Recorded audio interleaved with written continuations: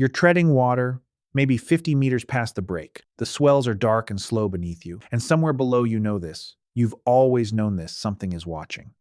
A great white shark can detect a single drop of blood dissolved in 25 million gallons of water.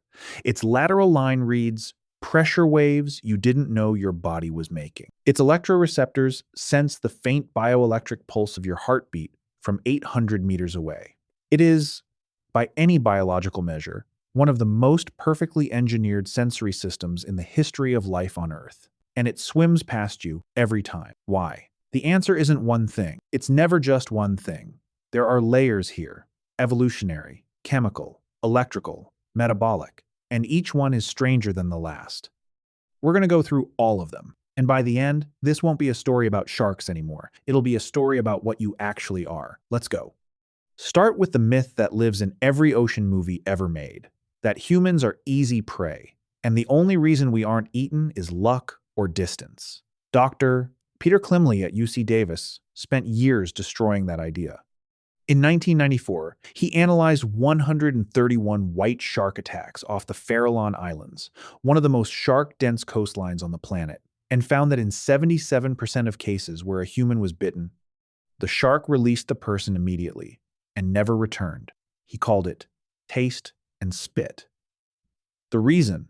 A seal carries 50% of its body weight as blubber. A human carries maybe 15 to 25%. We are nutritionally thin, calorically marginal. At South Africa's Seal Island, great whites ignore snorkelers within 30 meters while actively running down Cape Fur seals. Tiger sharks studied at the Bimini Biological Field Station showed zero predatory interest in researchers swimming during feeding observations. Bull sharks, arguably the most aggressive species on Earth, have been documented swimming through crowded bathing areas in KwaZulu-Natal without incident. These animals can catch you. They simply don't. You didn't fall off the menu, you were never on it. Now, let's talk about something most people don't know exists. Sharks don't primarily see prey with their eyes. They have a network of gel-filled pores across their snouts called the Ampullae of Lorenzini, and these pores detect bioelectric fields, the faint electrical output of muscle contractions in living tissue. In 1971 and 1982, Dr. Adrianus Kalmine at the Scripps Institution of Oceanography demonstrated that sharks can detect electric fields as weak as 5 nanovolts per centimeter, and that this system functions as a lock-and-key mechanism calibrated specifically to prey species, bony fish, marine mammals. Electrodes, mimicking the bioelectric signature of a flatfish, triggered immediate predatory strikes from sharks in controlled studies at Woods Hole Oceanographic Institution. Hammerhead sharks use their wide, flat heads as electromagnetic scanning arrays tuned specifically to the field frequencies of stingrays, a completely different frequency band than human skeletal muscle produces. Human muscle contracts at frequencies shaped by 300 million years of terrestrial evolution, not aquatic prey evolution. To a shark's deepest sense, you don't look like food. You look like interference. Here's something else that almost never comes up. The blood myth, the idea that any blood in the water turns every predator within miles into a guided missile aimed at you. Dr. Eric Parmentier and colleagues at the University of Liège published a paper in PLOS One in 2021 showing that shark olfactory systems are tuned to detect specific bile salts and amino acid profiles and molecular fingerprints, unique to their prey species. The Shark Research Institute found separately that human blood triggers investigatory behavior, not sustained feeding arousal. The Navy's Office of Naval Research documented this in the 1950s. Oceanic white-tip sharks ignored substantial quantities of human blood while responding instantly to nearby fish extract. Moray eels with acute chemical sensing are handled barehanded by divers across the Indo-Pacific with minimal incident. Charles Darwin University researchers in 2009 showed saltwater crocodiles respond more strongly to freshwater fish extract than to human scent compounds in controlled trials. Predator chemoreception isn't a smoke alarm. It's a fingerprint reader built over hundreds of millions of years. Your blood says human. The ocean's predators never learned to read that word. Now, let's tackle the biggest myth here, that predators attack whenever they can, that hunger is a hair trigger. Dr.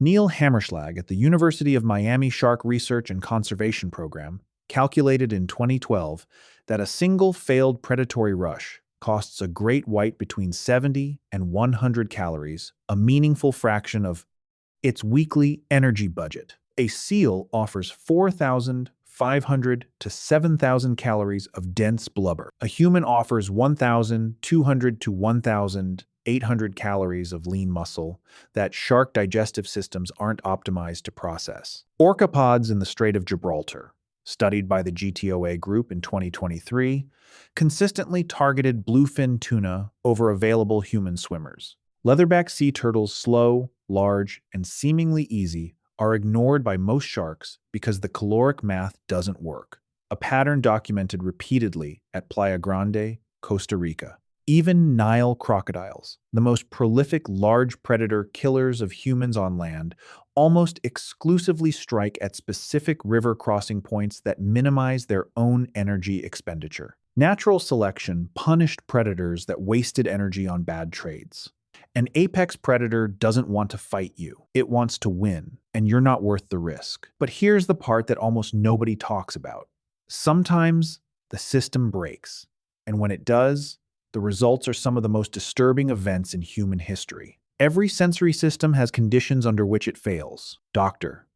Ralph Collier of the Shark Research Committee analyzed 179 unprovoked Pacific Coast shark attacks in 2003 and found that 84% occurred in low visibility conditions, turbid water, low light, wave chop, and that attack geometry almost always came from below, at an angle, matching the approach pattern used on pinnipeds.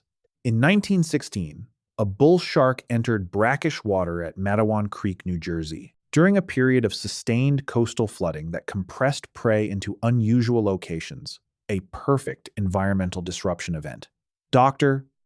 Andrew Nozel documented in 2016 via underwater camera studies at Point Reyes that surfers in wetsuits, viewed from below, match the silhouette, size, and limb motion of California sea lions almost exactly. Dawn and dusk attacks cluster globally because visibility drops and sharks are most actively hunting. The window of sensory confusion opens widest at these hours. It's not that the shark wanted you. It's that for one moment, you looked like something it did.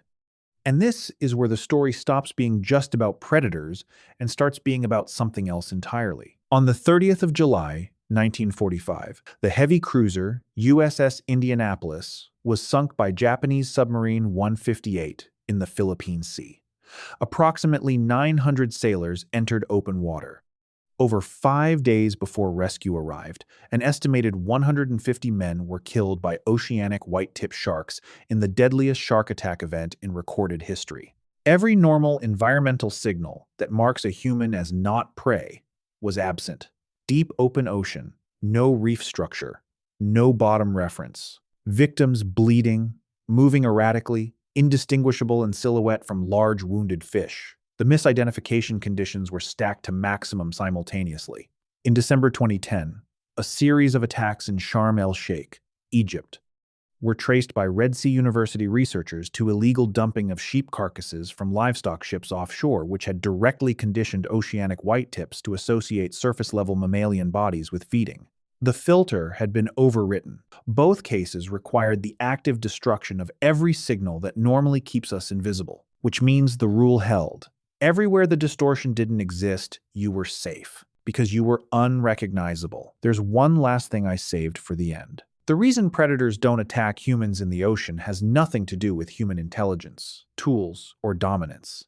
It's that we are genuinely, biologically alien to this ecosystem. Dr.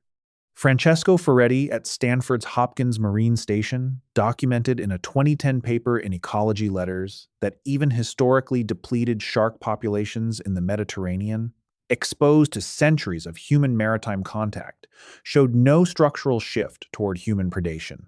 Japanese divers have free-dived for shellfish in shark-inhabited waters for over 2,000 years, with documented attack rates near zero. Pacific island cultures with thousands of years of open ocean traditions describe sharks as sacred, not predatory. Dr. Carl Safina's behavioral ecology work makes the case plainly.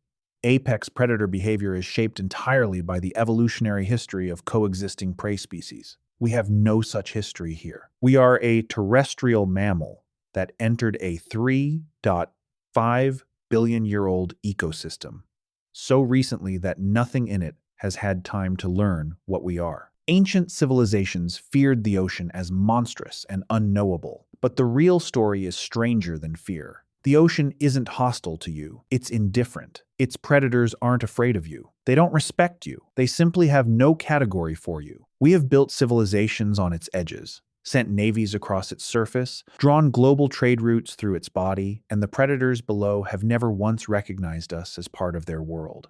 We are the most dominant species on the planet, and the ocean still doesn't know we're there.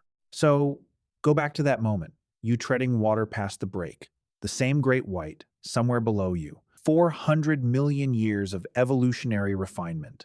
Electroreceptors that read heartbeats from 800 meters. A nose that can find a single drop of blood in 25 million gallons. And still it swims past you. Not because it can't catch you,